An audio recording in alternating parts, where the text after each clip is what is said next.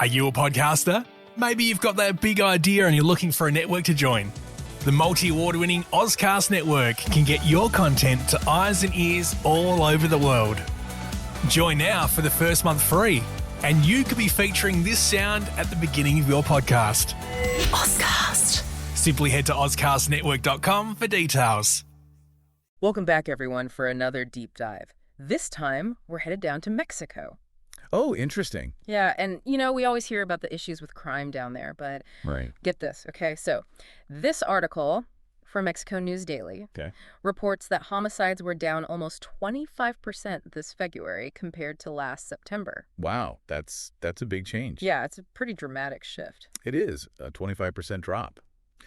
Yeah, in such a short time frame, definitely makes you wonder what's behind it, right? Yeah. Like, is this a temporary dip or is something more, real change happening? Exactly. So the daily average for February was 65 homicides. Okay. Which is significant, right? Because back in September, it was 86 per day. Yeah. And even more surprising, the article mentions almost a 30% decrease since 2018. Well, that's a crucial point, right? Yeah. Going back to 2018, I think that gives us much needed context, to see if maybe this is part of a larger pattern. Right. Or if it's, a reaction to some specific event that's happened more recently. Okay, so this February data, it's preliminary, right? Right.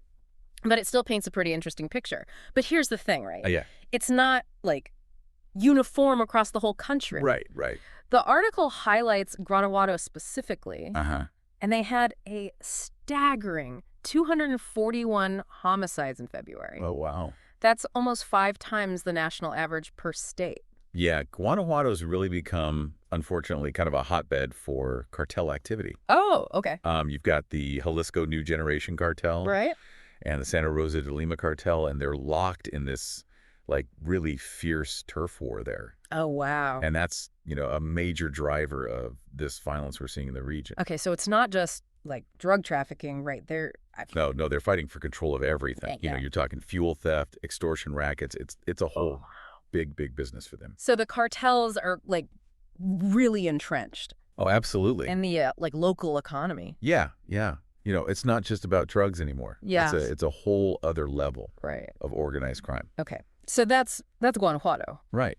But on the other side of the spectrum, the article mentions 8 states with fewer than 10 homicides in February. Yeah, and one of those states, Querétaro, they had 0. 0? 0. Wow. That's quite a contrast. Yeah, it's a huge contrast, right? From 241 to 0.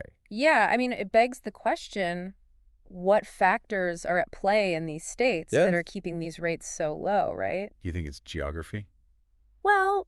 Or is it law enforcement? Maybe. I mean, it could be. Is it the economy? It could be economic factors, yeah. There's so much variation just within Mexico. Absolutely, and I think that's why it's important to look beyond just the national level statistics, right? We got to understand these regional differences and the local dynamics that are contributing to this whole situation, So overall, homicide rate is down, but the situation on the ground is...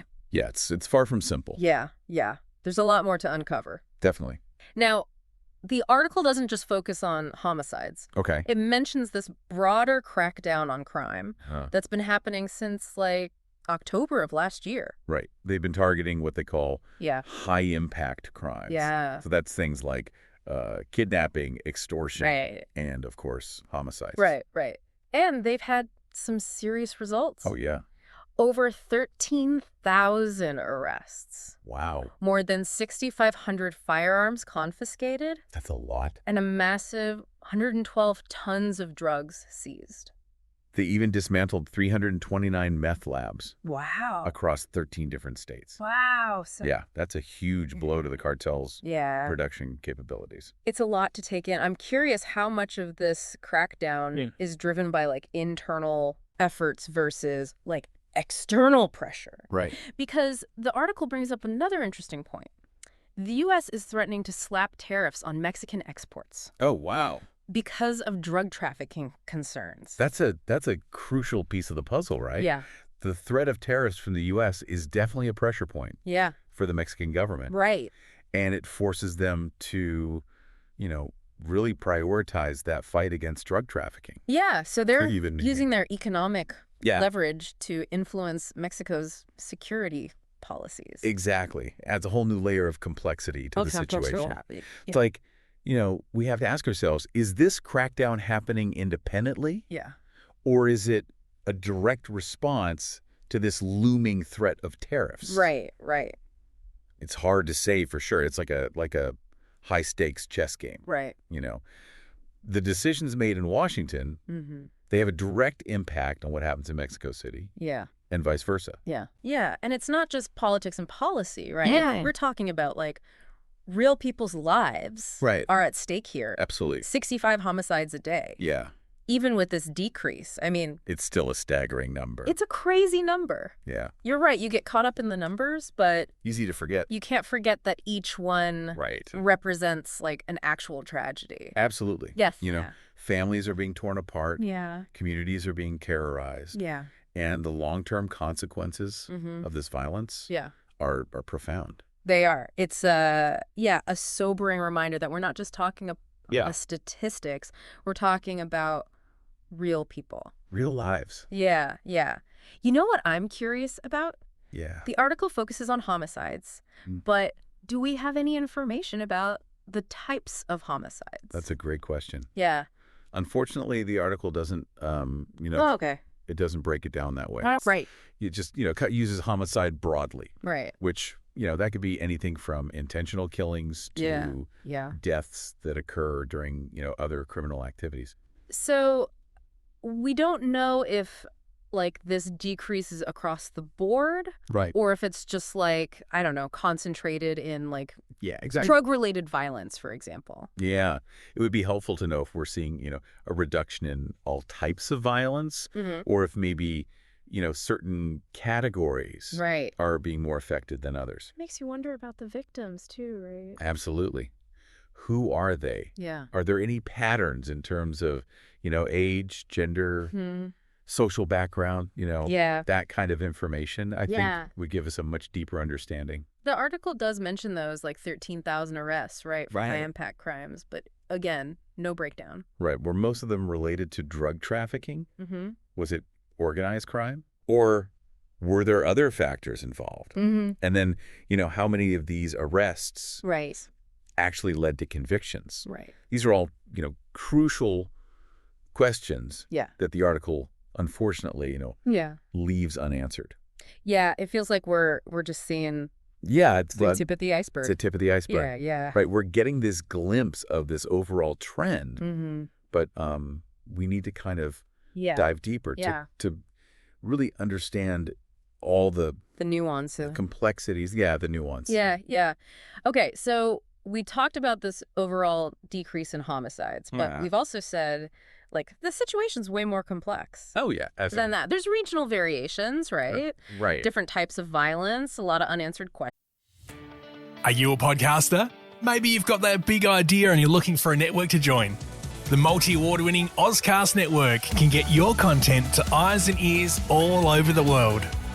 Join now for the first month free, and you could be featuring this sound at the beginning of your podcast. Ozcast. Simply head to ozcastnetwork.com for details. Questions? Yeah, and then there's this added layer of this U.S. threat of tariffs. Right. Which, that adds a whole other dimension to this whole story. Right. We were talking about that earlier. Yeah. So how do you think this external pressure is influencing the situation in Mexico? Well, it's hard to say for sure without more information. Yeah. But we can speculate a little, right? Yeah. The U.S. is clearly trying to use its economic leverage to kind of push Mexico towards certain policy decisions. So this threat of tariffs could be a motivating factor behind it could be this crackdown on crime we've been discussing? Yeah, definitely a possibility. Yeah. If the U.S. is breathing down Mexico's neck about drug trafficking, it makes sense that they would want to show that they're taking action. So what we might be seeing is a combination of internal factors and external. Kind of rarely a simple cause and effect. Yeah. Usually multiple forces at play, pushing and pulling in different directions. Okay, I think we're starting to get a better grasp of the complexities here. Yeah. I'm still wondering, though, what does this mean for the future? Will this downward trend in homicides continue? That's the million-dollar question, isn't it? Right. And unfortunately, I don't have a crystal ball. Of course, yeah. Predicting the future is tricky business. Yeah. Especially when it comes to, something as complex as crime and violence. But it's hard not to wonder, though, right? Of course, yeah. Are there any hints in the data or any historical trends that might give us some clues? We can look at, past efforts to combat organized crime in Mexico and see, what lessons can be learned from those experiences.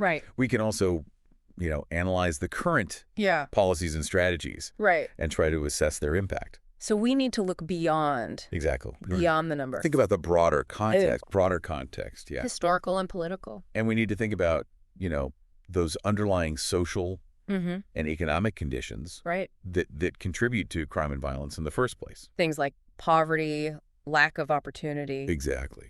Those are all factors that, create fertile ground for these criminal organizations to thrive. And until those issues are addressed, it's going to be really hard to... It's going to be very difficult. ...achieve lasting change. Yeah. We're starting to see a pattern here. Yeah. The situation in Mexico is... It's incredibly complex. Yeah, it's very complex. Web of interconnected factors. And it's going to take, a multifaceted approach to really address all the challenges. I couldn't agree more. It's not a simple fix. No. Requires a comprehensive strategy, that tackles both the symptoms and the root causes of crime and violence. So even though homicides are down, we can't get complacent. No, we can't afford to be complacent. There's still a lot of work to be done. Okay, as we wrap up this part of our deep dive, I want to circle back to the article just for a sec. Okay. Was there anything in particular that surprised you or that you found? What really struck me was this contrast between that national trend of declining homicides and the ongoing violence in certain regions like Guanajuato. Yeah, we talked about that earlier. Yeah. The national numbers look good, but the situation on the ground in certain places is still really rough. Exactly, and it highlights the importance of, really understanding these issues at a local level. Right. National statistics are helpful in giving you kind of a broad overview. Right. But they don't always capture the nuances of what's happening in specific communities. It's like looking at a map, right? You see that's a great way to put it. The general lay of the land, but you miss all those little details about the hills and valleys. Yeah, and those details are often where the most important insights lie. So we need to zoom in. We need to zoom in a little bit. See how these national trends are playing out on the ground. The real lives of people living in these communities. Well, I think this deep dive has been incredibly illuminating. It's been great. We've learned a lot. Yeah, we've learned a lot about the evolving landscape of crime in Mexico. Absolutely. And uncovered more questions than answers. That's true. Yeah. But I think that's a good thing. I think so too. Means we're thinking critically. Absolutely. And engaging with the complexities. Yeah. It definitely does feel like the more we learn, the more we realize there's more to understand. Yeah. But speaking of learning, before we wrap up our deep dive today... Is there anything else you think we should, explore about these trends in Mexico? Anything the article maybe hinted at that we didn't really touch on? We've talked about, the impact of organized crime and the role of the U.S., But I think it's important to remember that the Mexican people are not passive bystanders. Right. In all of this. Yeah. There's a whole network of activists and community leaders and organizations who are working tirelessly to create a more peaceful and just society. That's a good point. We've been kind of focusing on the negative, right? Yeah. The violence, the cartels, the challenges. Right. But it's really important to recognize those positive forces. Yeah, absolutely. They're at play as well. It's a good reminder that there are people on the ground. Working to break the cycle of violence, working to provide support to victims. And and just build a better future. So Right. Their stories are just as important yeah, as the statistics, I think. I agree. What are like some of the biggest obstacles Well, that these groups are facing? one of the biggest challenges is just, the Yeah. scale of the problem. Right. Organized crime is so deeply entrenched in so many parts of Mexico. Yeah. And it's incredibly difficult Yeah. to dismantle these networks. You know? Right. And then there's also, the issue of corruption, Oh, of course. Yeah. which, that can undermine Yeah. even the best intentioned efforts. And then there's like the constant threat of violence, Of course. Yeah. which makes it incredibly dangerous Yeah. for people to speak out. Mm-hmm. It takes real courage Yeah. to stand up to Yeah. these powerful forces. It's I'm really glad you brought this up because it's easy to get overwhelmed by the negativity. Yeah. But But there are people working to change things for the better. It's encouraging to hear that, It reminds us that Yeah. even though the situation's really complex Right. and challenging, that positive change is possible. It is. Okay. So, as we wrap up this deep dive, Mm-hmm. I want to leave our listeners with something to ponder. Okay. What's like one question you think we should all be asking?